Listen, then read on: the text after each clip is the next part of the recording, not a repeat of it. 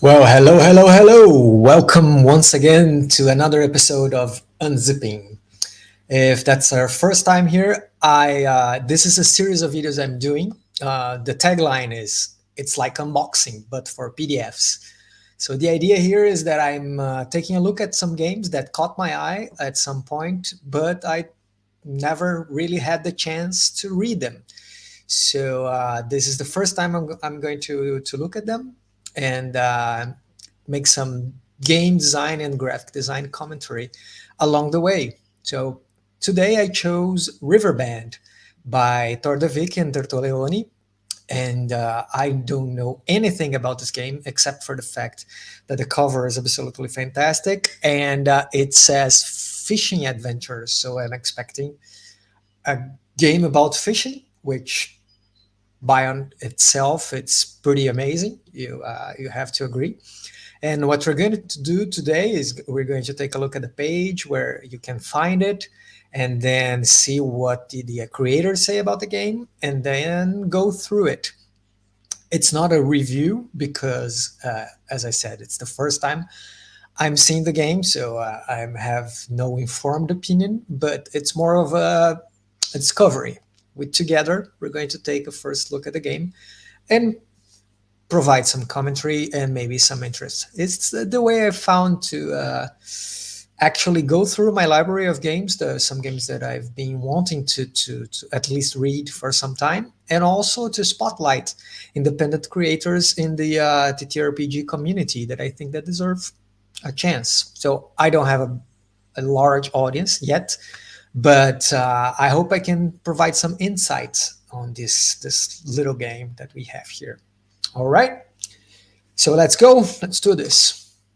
Okay, let's start from where you can find it. This is the itch page where it is sold. The link for the game is in the description. If you can go ahead and purchase it. It's just for $8. So let's explore the page. First thing I notice here, there is a cat pattern background. So, and there is a cat on the boat. So I'm assuming the game somehow mixes fishing with a cat animal companion, I suppose. The illustration is gorgeous. It really, I really dig the style, and it sells for me a kind of Ghibli-esque feel, but also some 90s cartoons like Tintin and things like that. So it sells a kind of adventure like style and lighthearted. I'm not assuming this is a game about deep, gritty fantasy, and it's more on the lighter side. But let's see what the page says, shall we? So, Riverbend's a game about river exploration. Okay. Adventure, fishing, and magical cats. Oh, okay. Not only cats, but magical ones. It's made by Thor the Vic. Is that how I pronounce your name? It's Thor the Vic. And Gustavo Tertoleone. So those are my fellow Brazilian game designers. In this game, the characters are villagers. They go together in their own boat to explore a river basin, and they're trying to accomplish certain goals set at the beginning. Okay, they'll find some peaceful fishing spots, weird river dwellers, ancient artifacts. Oh, how cool! Wasn't expecting that. Horrifying aberrations. Oh, right. So there is a darker tone too. So what's in the book? Simple rules based on the wonderful Tunoguns. Oh, okay. Okay, so interesting. If you don't know, this game is pretty cool by Nate Trim or Treme. Trem? I don't know. This game is awesome. Very simple, very straightforward. And if you don't know this one, there's even the Portuguese version here. Go check it out as well. It's a pretty cool game. But back to Riverbend. Die drop table fishing with multiple options for fishing gear with strengths and weaknesses. Okay, I'm looking forward to that. I've never designed a die drop table, but I find them fascinating. 9 magical cats with different powers to accompany the villagers. Okay, so it is kind of an animal companion indeed. It's like a witch would have a cat or a wizard, and what they do, I guess. A river basin generator. Oh, cool. With landmarks, curious artifacts, and a system to determine the strength of currents, as well as rules for navigating them. So, okay. I'm anticipating that the game has maybe not crunchy mechanics regarding the physics of fishing or navigating, but there are some objective aspects like the current strength is one of them, and so okay, there's some gamey aspects as well as narrative ones. Interesting. 19 river dwellers and 12 river aberrations. Okay. You can also get physical copies. Oh, I didn't know that. Let me see. Where? Exalted Funeral. Where else? Of course. Oh, look at that. That's pretty cool, huh? Let me say spread. Oh, the cats. Oh, I can't. I don't want to spoil that.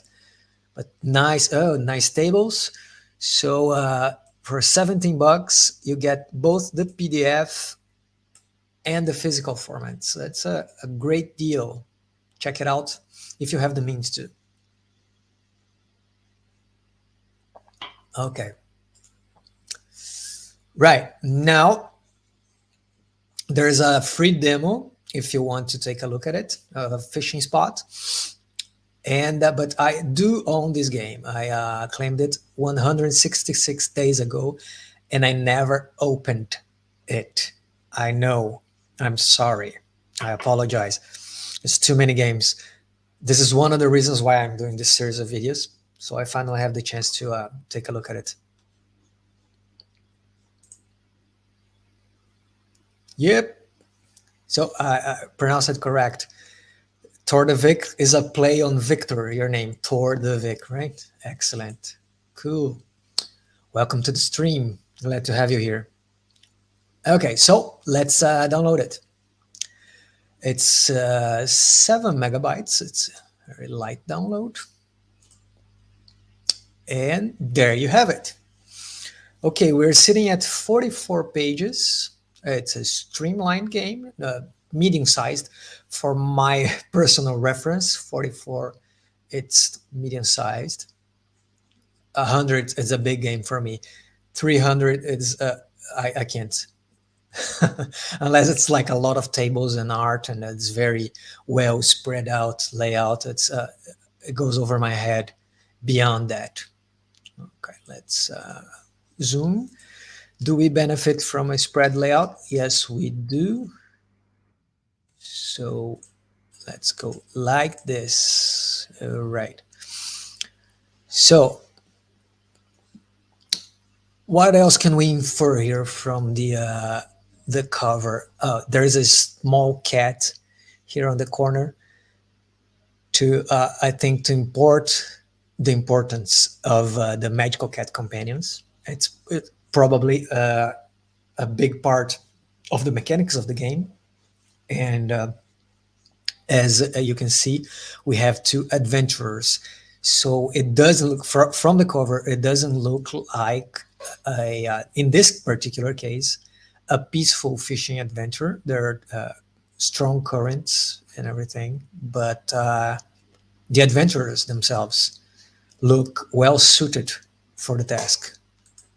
So, shall we go? I'll just flip through quickly because I'm too curious to see the layout of this game. Oh, nice. This reminds me of a game, an early game that I played on my phone. It was called samurai fishing or something like that. It remind me of it. Very nice art. Let me see the credits. All the art is by Torthevic. Wow, man, hats off to you, huh? Pretty damn nice. And then Tertoleone has done the layout. The logo is by Torthevic too.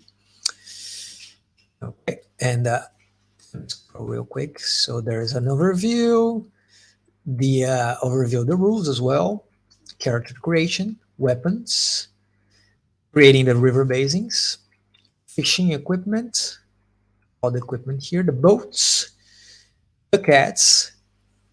I already know that this is my favorite part.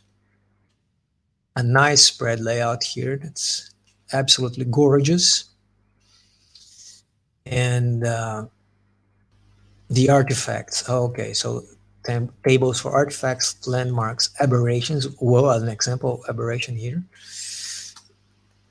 And stat blocks. Well, blocks. It's like two numbers and the description. Very streamlined. And an example of one of those possible encounters during your fishing adventures. And the dwellers, those are actually not necessarily enemies, I suppose. And Tablau. Oh, okay, so this is the back cover that concludes the illustration of the cover. This is what this guy is fishing. See? That's the same illustration that we find on the banner here. Pretty cool, huh? Excellent. Let's dive in. Really want to cut out those. I don't know if this is part of the game or not, but don't you feel like invited to do that?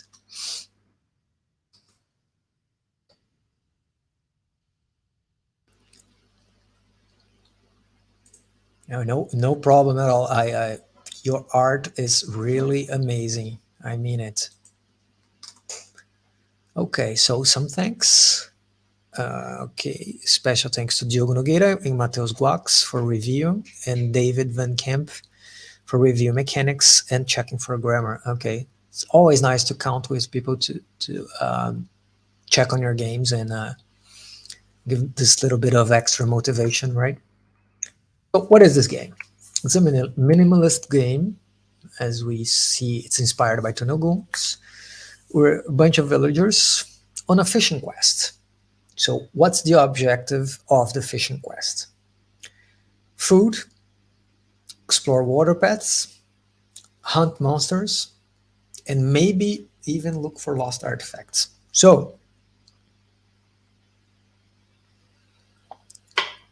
I like that it's from this brief paragraph we establish this kind of world. Why? When you say that you're going fishing, oh, fine, that's your village needs supply. That's one thing. But when you say that you hunt water monsters and look for lost artifacts, immediately your mind is transferred to a fantasy setting, right? So it could be that this game would be a fishing adventure, but wouldn't involve it. But right from the get-go, we have it clear. We have a fantastical world in which monsters and artifacts can be found. Okay, we have to prepare ourselves with equipment and the cats. These cats are descended from the first cats who came from outer space. Oh, of course they came from outer space. I love this little bit, right? Cats are aliens and they have special abilities. For sure they do.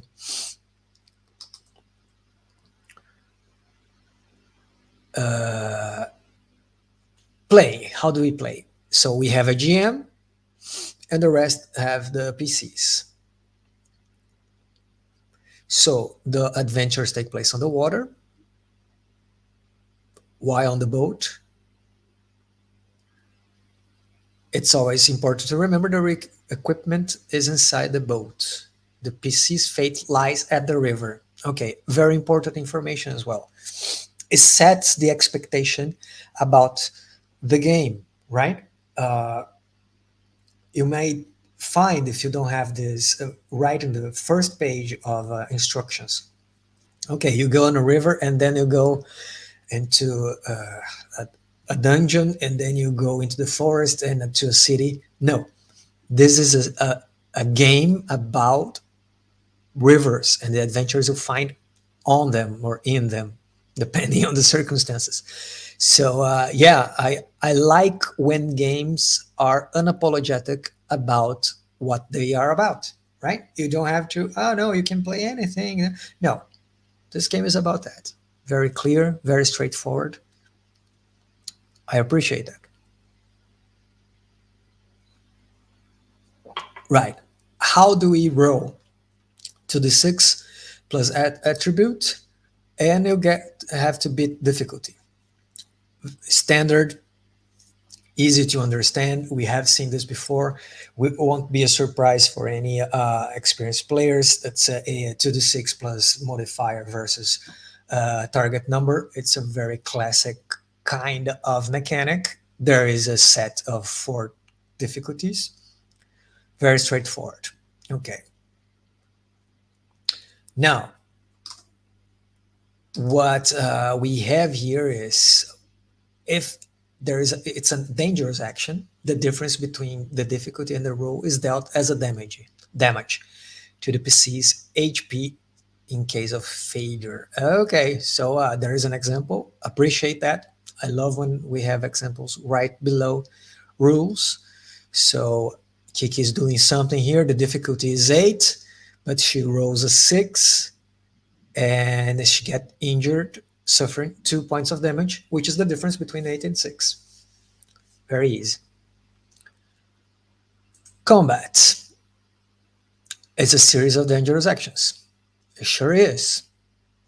We have ranged attacks, 2d6 plus concentration, 2d6 plus brawl for melee attacks. Modifiers for equipment. Okay, very straightforward. The difference is the damage.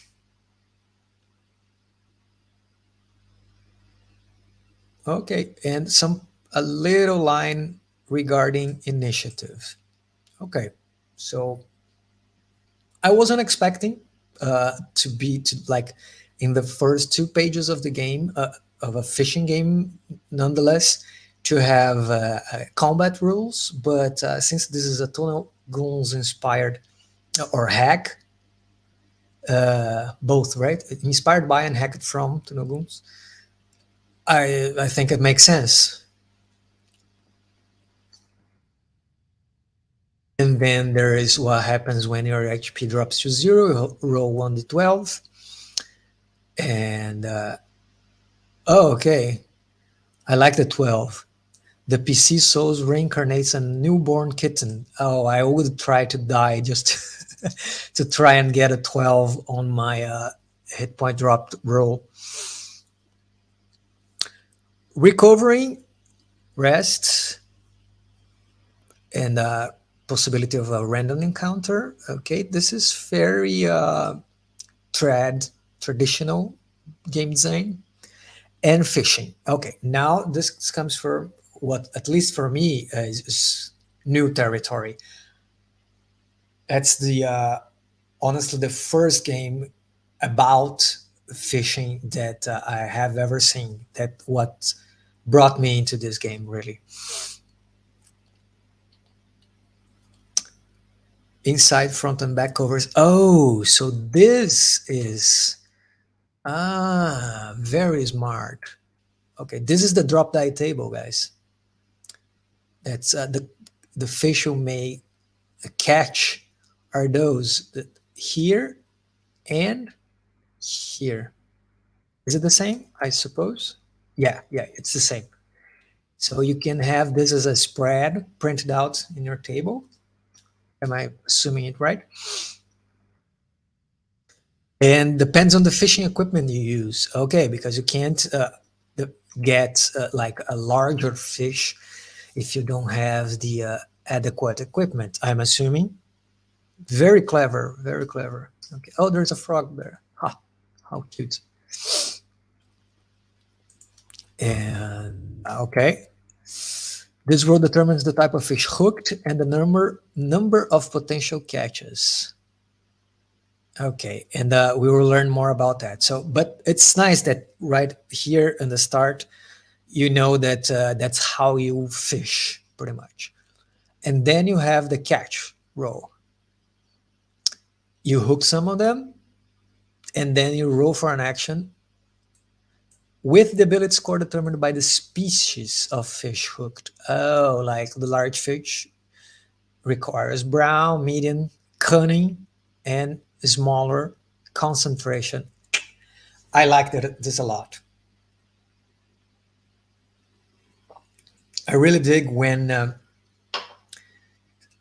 specific action in an RPG is not attached to one single attribute or skill or talent, and depending on the approach or the circumstances that you're in, you have to change the attribute that you use.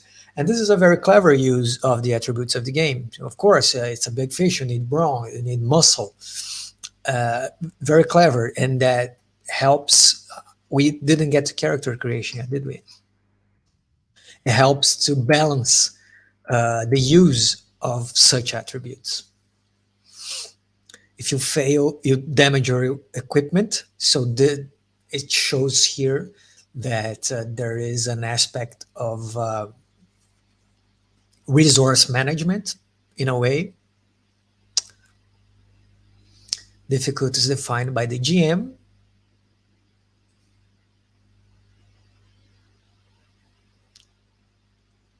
And then you can use a fishing net as well. So let's see the example. Oz is getting his equipment ready. Okay, tosses a net, roll 3d6 on the fishing die drop table because of the net, fiber net. 2, 4, and 4 over the picture of two catfish, which means he rolls for brawn. Okay, so he like drops the net or the dice, the net and the fiction, the dice on the table, and it determines the kind of fish and the amount. Okay, you got a big fish. Now you have to use your muscles. And the difficulty is 8. Why? Because of the number of catfish. However, he has a kitten help catching fish. So he gets a +2 bonus. Okay. 9. 1 above the difficulty. So he brings back all the 10 fish for a total of 10 pips of fish. Very straightforward. I think you can sit down and explain these rules to the group in like 10 minutes.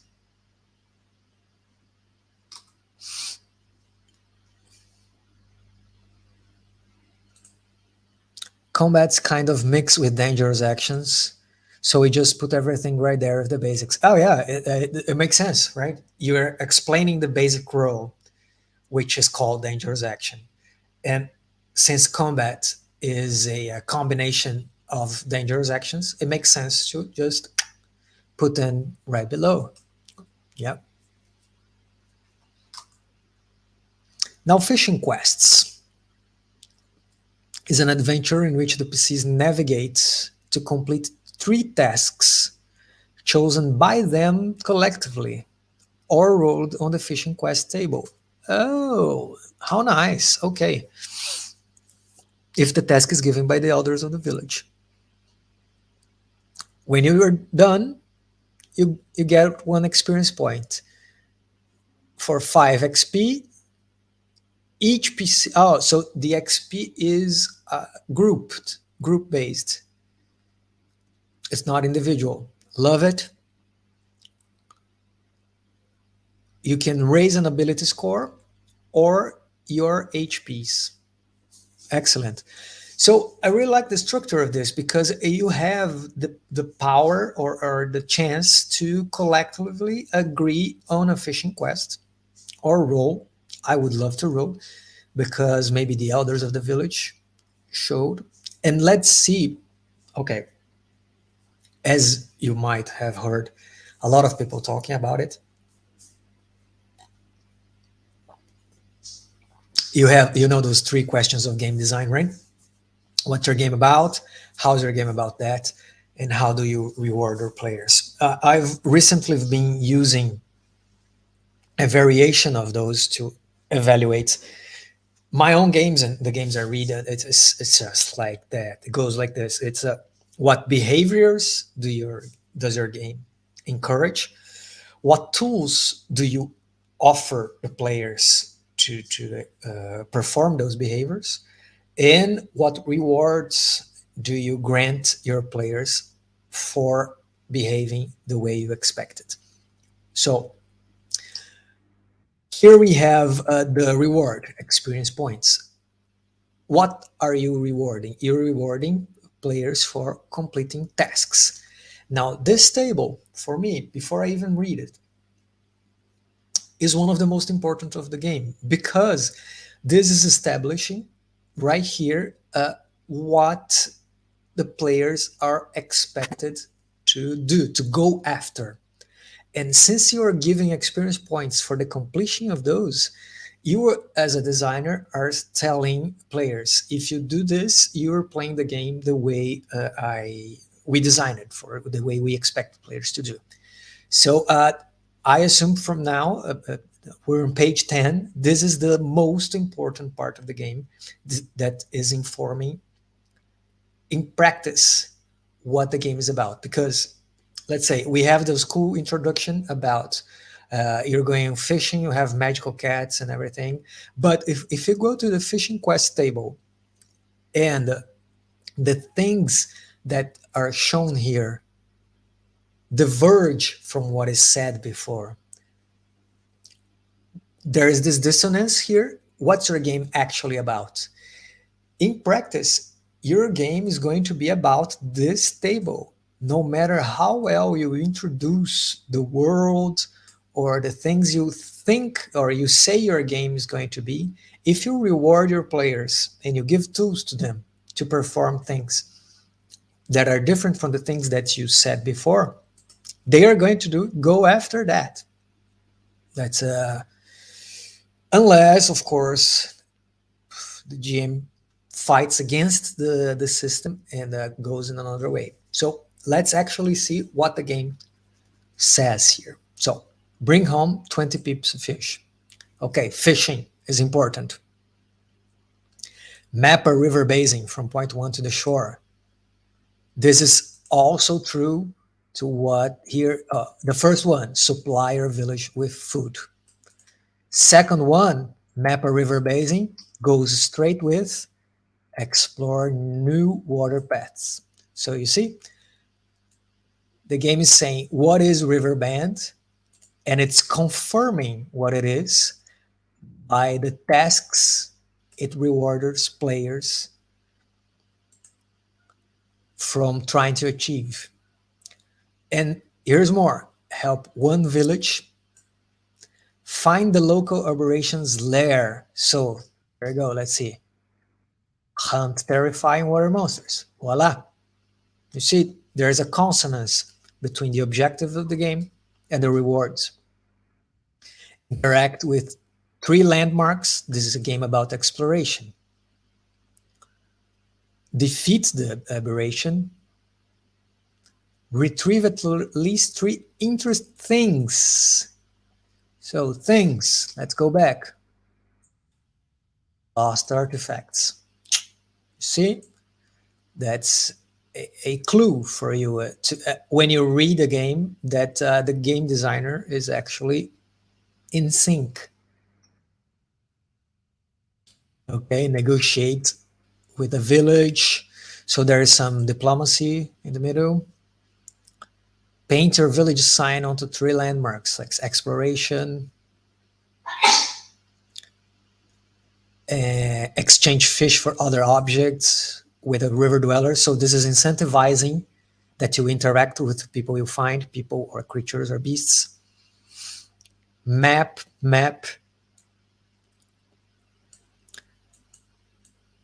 beat a river dweller in a card game and get some kind of prize from it. This is very nice.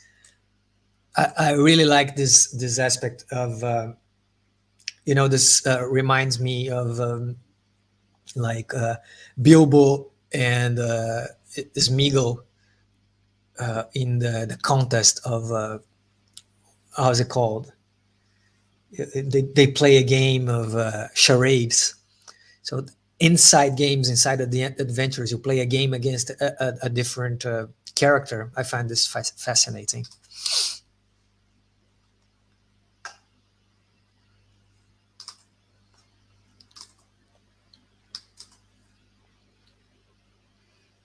Now, okay, another good thing that I noticed right now that I think you have too is that it's the game is color coded. So we have a very streamlined layout here, right?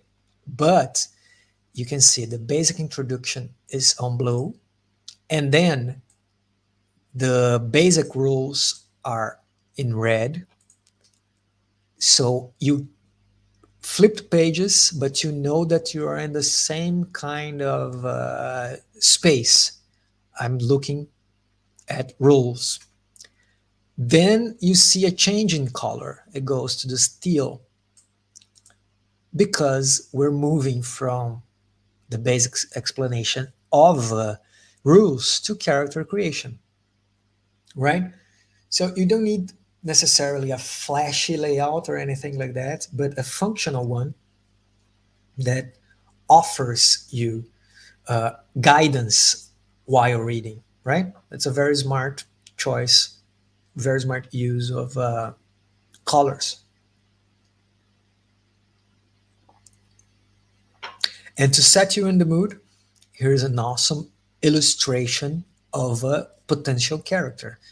So, how to create characters? What kind of characters do we make here? This kind of characters. A villager, but it's also an adventurer. See from their expression here, very determined, and they have special magical cat friends, right? We have 3 ability scores: brawn, cunning, and concentration. We kind of know what those are, right? Brawn is like heavy fish, strength, melee. Cunning is escaping, medium fish, and maneuver the boat. Oh, okay, important. Concentration, small fish, focus, like sleight of hand and skullduggery and all sorts of subterfuge, and ranged weapon attacks. Okay, and you have hit points 1d6 plus 6. That's your life force.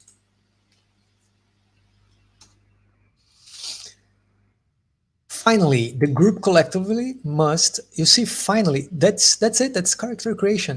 Just like that. I mean, distribute 3 points between the 3 ability scores. You have like 111 or 210 or 300. You could do that. And hit points. And the group decides 2 weapons, 1 piece of fishing gear that we're going to see, and 1 cat. Oh, so it's a single cat for the group. Right. If we remember, we are here on the boat and there is just a single cat on the boat. So it's 1 cat per party. Okay. The PCs also get a decrepit boat. Jangada. Oh, poor Jangada, man. They're nice. Some gear. Okay, rope, torches, flint, food, and small. What is flint? That's escaping. That's my non-English brain. Oh, okay. That's the kind of rock to make sparks, right? Correct me if I'm wrong. And a small knife. Okay. If you're looking for a specific equipment, you roll 1d6 for that equipment to see how much of it is available inside this. Okay, there can only be 6 different types of equipment inside the sack. To get different equipment, PCs must buy it in their village. Equipment costs 1 pip of fish each. Okay, so here's another nod to the incentive of the game.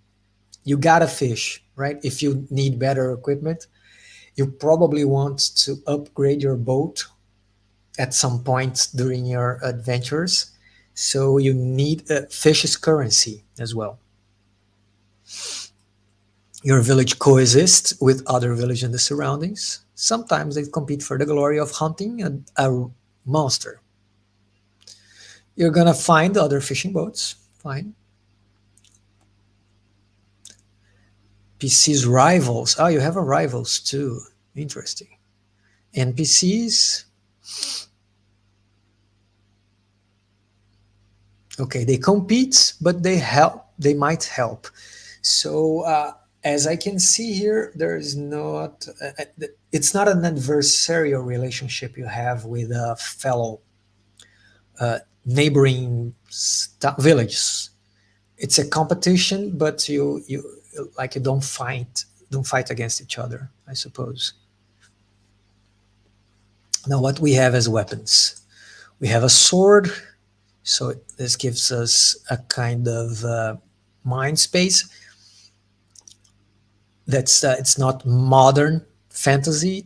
It's more like a medievalish era.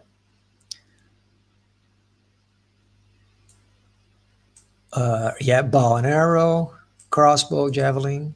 Okay, here's the damage and restrictions. That's it. We have melee weapons and ranged weapons. In a single page, you choose, and you're done. Now, this is interesting. See, we changed colors again to show weapons.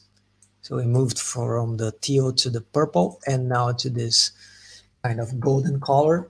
When in chapter 4 now, we're creating river basins.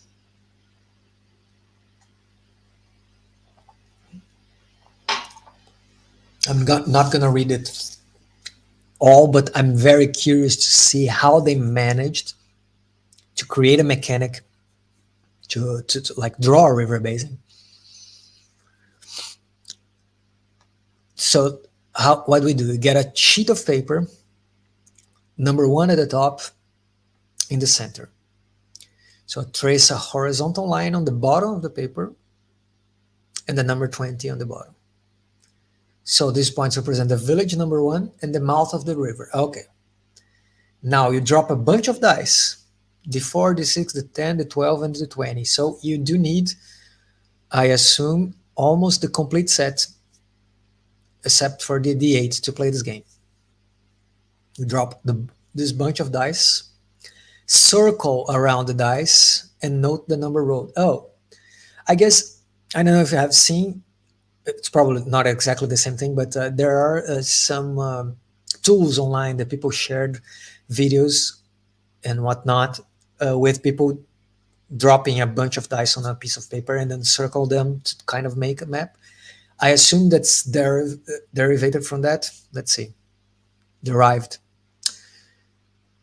So now check the tables for each type of die rolled, beginning on page 24. Okay, I have to go there just to see what kind of thing it is. Okay, the tables for river bases generation. The D4s are fishing spots. The D6 are other villages. The D10 is lost artifacts. Oh, how nice. And the D20 are landmarks. And curious. Okay. And there's a D12, there's an aberration. Very, very clever. Oh, I want to make a river basin so badly. Is there one in the book as an example? I wonder. Oh, there is one on the page, isn't there?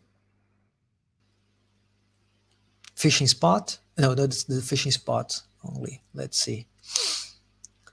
Let me open here. Oh no, that's the drop die table for fishing. Yeah, I would print this on a A4. I am very curious, Vic, if you're there, can we see a river basin already done? I'm very curious to see. Oh, you didn't see that what I opened, right? That's what I opened. That's the drop die table. It's for free on the page, on the itch.io page. You can download and print it at home.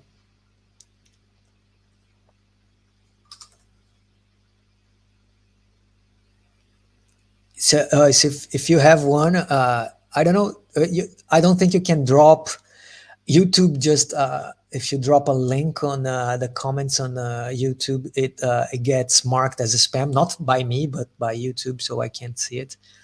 But yeah, maybe you can drop me a DM on Twitter, and I'll show people on stream. What do you think?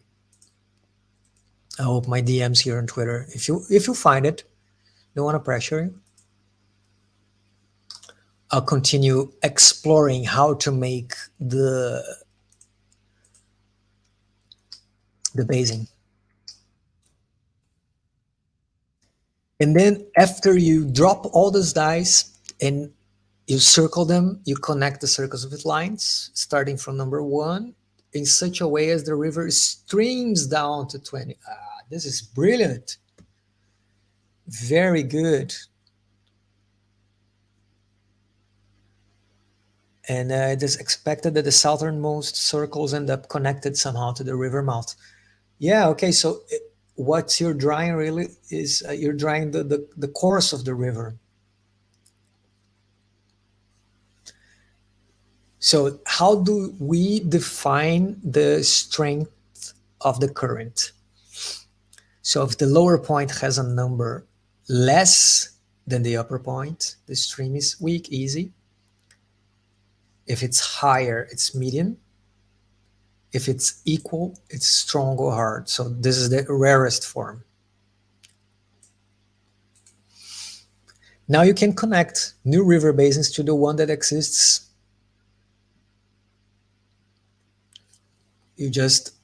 What you do, pull a streamline from a point and connect the sides of the paper, creating out of the previous river. So this strength is used by the GMs to define difficulties, right? And how do you navigate? You use cunning rows, very straightforward. But this is clever. It's a dangerous action, as explained in the beginning. What is a dangerous action? The difference between the result and the difficulty transforms in HP damage. However, this damage is dealt to the boat's HP, right? Makes sense. So if you're going downstream, you arrive even if you fail. Still lose HP, but you arrive. Of course, you're going downstream. But if you're navigating upstream, you only advance if the cunning row succeeds. On a failure, HP is lost and no progress is made. This may be retried, but if you fail twice, the third time automatically succeeds. But a roll is still needed to define how much damage the boat receives. Okay, I understand this, because you don't want to bog down gameplay by, oh, okay, you fail, try again, you fail, try again, you fail, try again. They put a cap here. It's like, you try 2 times, the third one, you get there, but you're going to destroy your boat. And here's a difficulty for navigation.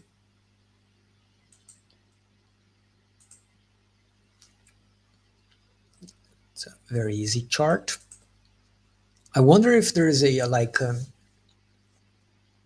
can you by any chance fail going upstream and end up stopped by the riverbank and not being able to continue and have like to camp overnight?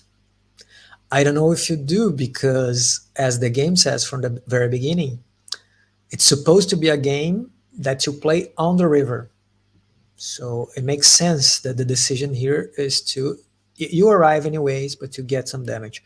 There is no like random encounters if something goes bad or anything like that. It's a clear game design decision. Let's see if Tor manage sent you the river basing map with the one for the playtest. Let's get it. Oh, I'm so excited for this. I want to show it right now. Give me a sec.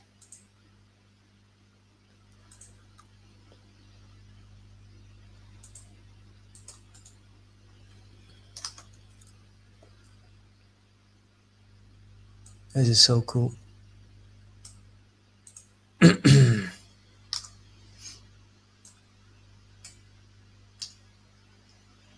Check this out. Are you seeing this? Let me see.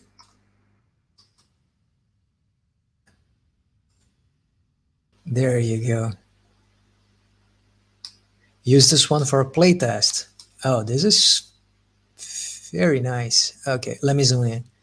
So I see, as the instruction says, on the top, that's the village and the mouth of the river here. And you dropped the die. Here are the strengths. And here you find all the fishing spots. And there are some points of interest, landmarks, also villages, the lair of a creature, right?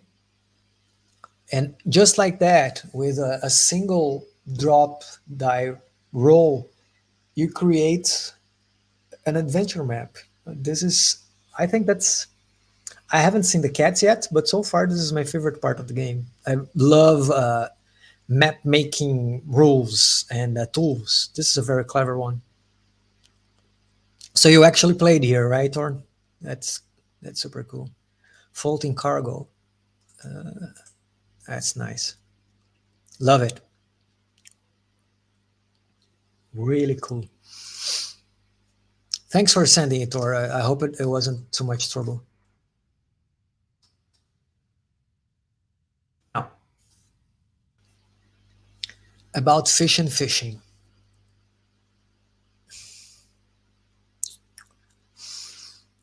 You have a limit of fish you can carry on your boat.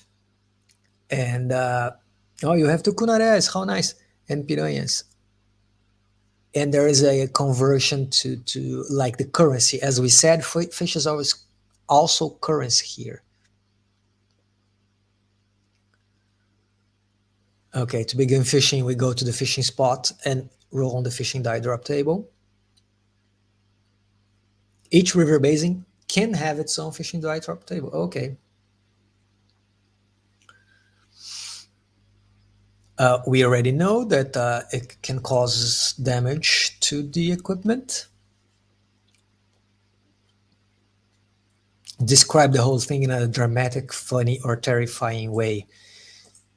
Yeah, that would be nice. I guess if I were to GM this game, I would have to go for some references, because that's not something that I practice. You maybe watch some fishing shows and how the narrators describe the intensity of the activity to like give the color really. Okay, spelled out. Fish is used as currency. Okay. Or we can go to buy new boats. That can be interesting. You know, when you have a game that so clearly tells you that what it is about, I kind of like that you have this going back to find to better your equipment. It gives you There is some, I don't know, I'm assuming there's some kind of video game influence in that, right? That you have upgrading your equipment. I know we see this very commonly on tabletop RPGs, but seeing this so well spelled out, oh, you have your vehicle, you have your equipment, uh, and your weapons, those three things, and you go back to your inventory of sorts, and then you upgrade them so you can get better places. I find this fascinating, especially because it's not trying to convey that the game is about something else. Oh, you're going to it's not about drama or about intrigue or about. There are some spots on the task table in which you can negotiate or interact with some people, but it's clearly a game about fishing adventures, right? And we designers love a game that is states clearly what it's about.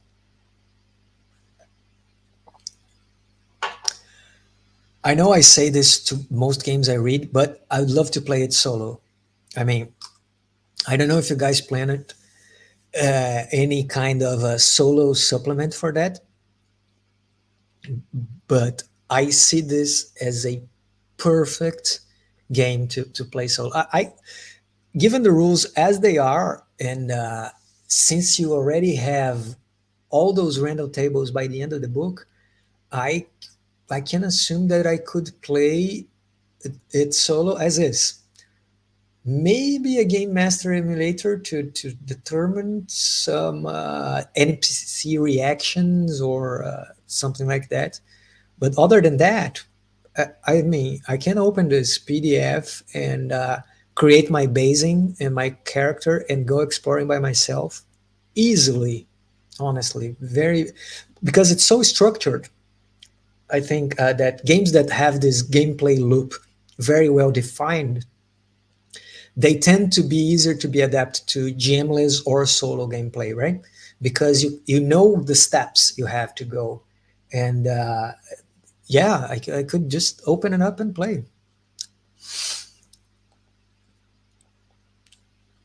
Oh, oh yeah, very video game inspired. Yeah, so gameplay really gave some board game vibes with the map and dice rolls. Yeah, yeah, that's awesome. Really, and this is a it's a feature, not a bug, mind you. I'm saying this because I really liked this aspect. It gives this feel of increasing your stuff to get to better places and everything. That's there is some board gamey aspects to it that I do appreciate. Very cool.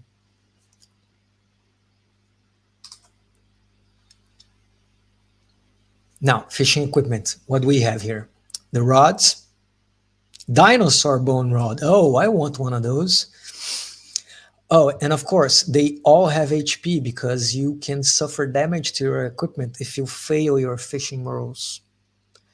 Felinacious quantum rod, 75 pips. Man, those are expensive, huh? Used to drop 1 to 6 over the fishing die. Explodes every time a 4 or 5 6 scored. Oh, cool. So there are exploding dice on the equipment, increasing the amount of fish. Clever. Ah. You see, when you give this flavor to a new equipment, that's not just number based, like this is HP 3, this is HP 6, or this you get 5 fish, this you get 10 fish. No, you have like a new mechanic or a new thing that happens. Actually, it's another incentive for players to want to pursue this kind of rewards, right? And this you don't get by as with XP. You just get by buying, if I'm not mistaken. You have to get pips, so you have to get more fish to get better rods. You have the nets, a fiber net, a cat hair net.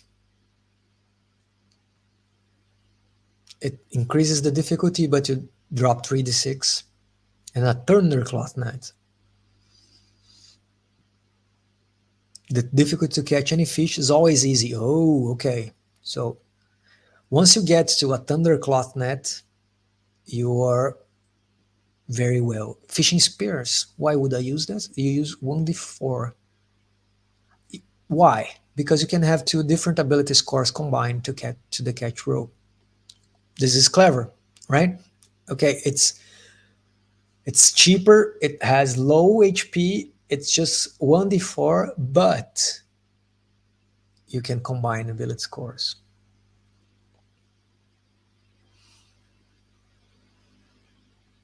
And the bronze trident has some extra d6, and the orichalcum gig. Is that it? Orichalcum? Very clever. Okay. And now the boats. We have a jangada. That's the one we start the game. And then we have a clinker, a lacana, and a basnig. What changes? The cost, of course. How much fish they can hold. That's converted in pips because depending on the size of the fish. And can some flavor to can be protected from the weather. Has rolls in a sail. So this informs the GM that you can like make their lives easier or more difficult depending on the kind of boat they're using. Now we get to the cats. That's the part I was waiting for. 9 very strong personality cats here. We have Dodo, Francois, Nubi, Jazz, Lucy, Bibi, Tom. It's like a skull. Is that correct? And Katong, that's like a other one, and Sophie. The powers go from shape change, bait, they lure fish closer, fighting aura, bonus, invisibility, to make the boat invisible, vomit, ugh, huge ball of fur, stuck the targets to place, okay, BB drools, poisonous drool, generates copies of the bore of the river, make the boat fly, and allows the boat to absorb damage, 1d time damage before any real damage. Oh, so it's like an aura of protection. Very straightforward, simple rules, easy to understand, and flavorful, right? I would go and probably with the group, I don't know if there are rules about that. No, find some personality traits for those cats. Based on their illustration alone and their powers, you can infer some things, but I think it would be fun to like go around the table and talk about some mannerisms and aspects of cats, just like to bring the cat as a character to life, right? Nice spread. Let's see. Oh, this is one of the possible, I think, landmarks that you can roll on the table, right? Oh, then we come to the tables for the generation. Here are the lost artifacts. They have powers, special powers that you can use. They're very evocative. Walk over water, heal, a net of the Fey realm. Oh, this is so cool. And then the village traits, the items that they do, what they do. They can get information.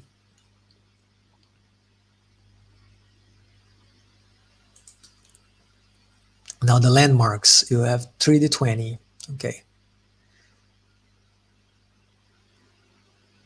Use the results of the final landmark and roll an extra 1d20 per landmark to discover a curio found. Oh, okay, so that's three landmarks, and then for each one, you roll another d20 that shows what you can find there. Oh, even a magic cat, an ally, combat equipment, fishing equipment. So there are some repeated ones. Yep, and some unique ones. A map with details. So things that are useful. And here, things that are very flavorful, like an abandoned village with 2d4 floating huts. That's the one that we saw in the map. No, that's a floating cargo plus 1d4 people. That's the number 18 right here. A temple crossed by the river. You see, those landmarks alone are, I think, food for adventure by themselves, right? Like you see this, a huge rock full of iguanas. That's an opportunity for the player. Like it sparks your curiosity. What's hidden there? What can we see there? Let's take a look. Let's go there, right? And then the river aberration. That's the monster. After you defeat, you cross them out and add one of your own creation. Oh, okay, cool. And there is a trophy when you defeat that is worth some pips. Okay, very straightforward. Oh, and for each one of them, you have a small paragraph with the difficulty, the HP, where it lives, and the behavior. Okay, this is a kind of role-playing information or prompt to see how they react.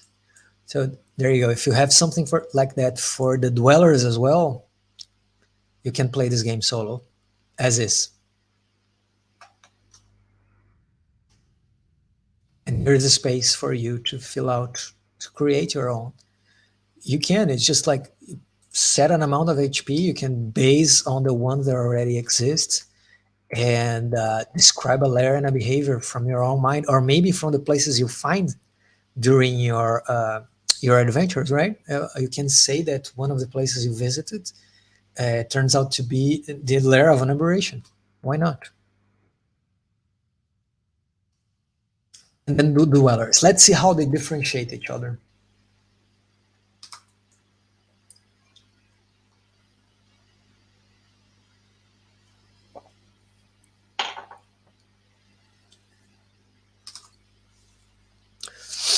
River basins are filled with dangers. Okay. Beasts and monsters as well as in the land. Here you'll find a list of some of those dangerous foes. Okay, so those are dangerous foes. Indeed. They're not the aberrations. Is that the name? Yeah. But they are dangerous. So they're not necessarily people to interact with. Those can come here, a possible allied NPC, right? So for those, if you want to play solo, you would need a kind of NPC emulator of some sort. But this is not the game is a GM'd game, so the GM can take care of it. I'm thinking about me playing by myself. What would I do?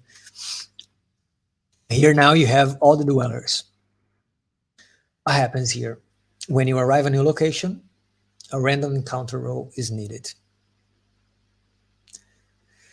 Roll 1d6. If you roll 1, it's an encounter. Roll 1d20 and consult. Oh, okay, so there's 20 of them. No, there's 19 of them.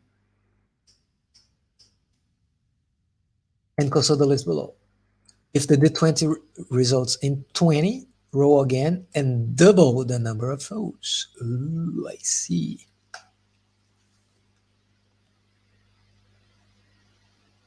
If you roam around over land instead of boat, the random counter roll happens every turn. and from 1 to 3 means a foe appears.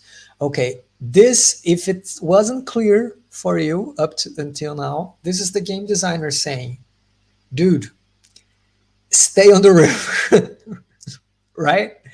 It can get more clear than that. Like, if you go out of the boat, you're going to find trouble. So do not, right? You roll on the six again to define how many of them, and then you double. What can you find here? Fish people, froglings, spiders, turtle dodo.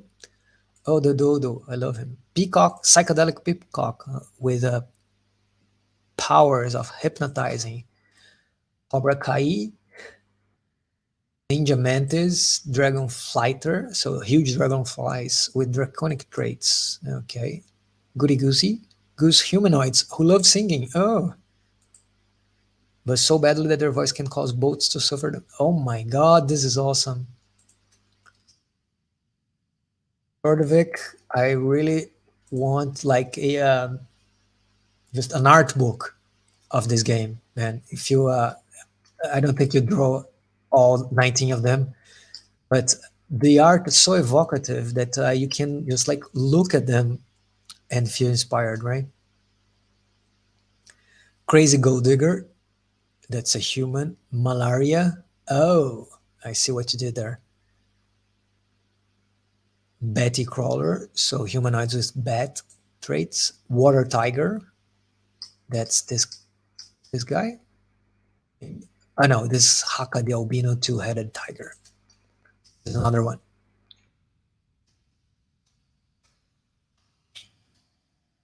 Walking leech, huge leeches. Ugh.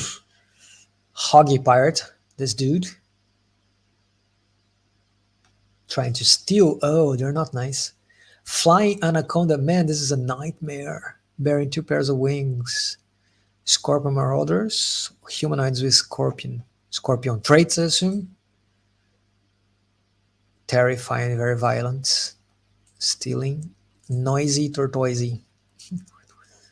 Humanoid tortoises, they dislike anyone, and if a good reason is not given, they start yelling. So yeah, those are dangerous foes. Okay, if you find them, it means trouble. And I mean, it doesn't mean any kind of help or allies. Those happen within the curious, not within the possible random encounters. And I think it's good to have this clear division. It works. Antonio the goat. Okay. Antonios. Oh, so they're all called Antonio. This is the species. Okay. Living in floating houses, drinking ale, always yelling. Man, this is very flavorful. You know, each one of these entries, besides giving you an enemy, a foe, they give you some more world building elements. I said this yesterday on the other live that I made, but I like when games give you information about the world through things that you use in the game. Not like, oh, I'm going to give you 150 pages of all there is in the world, all the cosmology and everything.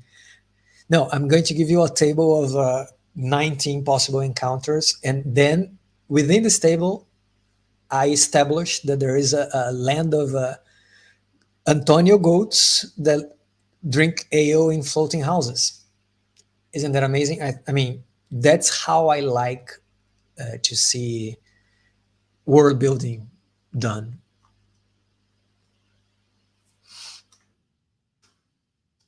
And we get to the end of the game. That is Riverbend Fishing Adventures. Everyone, pretty cool, huh? So, yeah, my expectations were surpassed.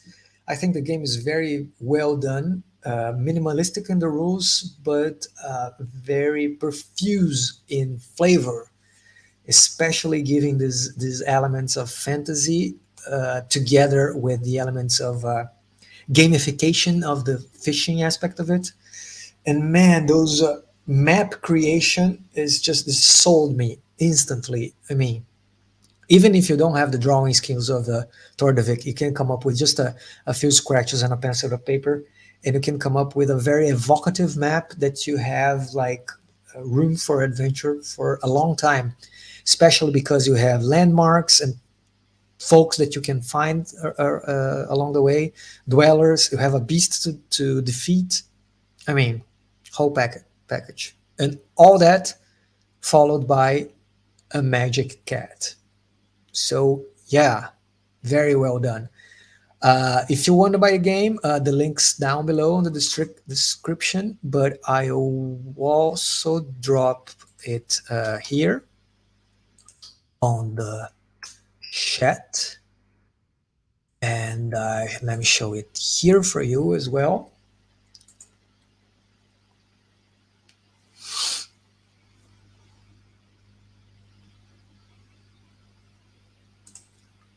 Bless Tertoleone for these descriptions. Okay, Gustavo Tertoleone, here's a nod to you. They are very flavorful, and yeah, I like them a lot. There you go. So this is Riverbend. If you liked to watch this unzipping, know that I'm doing this regularly now. I plan to do more of that to highlight some indie games that I haven't had the chance to read before, and show some amazing designers that we can find in our community. If you liked it, you can subscribe to the channel, show this video to your fellow players and people interested in TTRPGs. And you can support me by any way you want. Like I have a coffee, that the link's down here, and I have my own games that you can go ahead and buy on h.io. The link is also on the description. So for today, that's all that I have. Thank you very much, and I see you soon. Bye bye.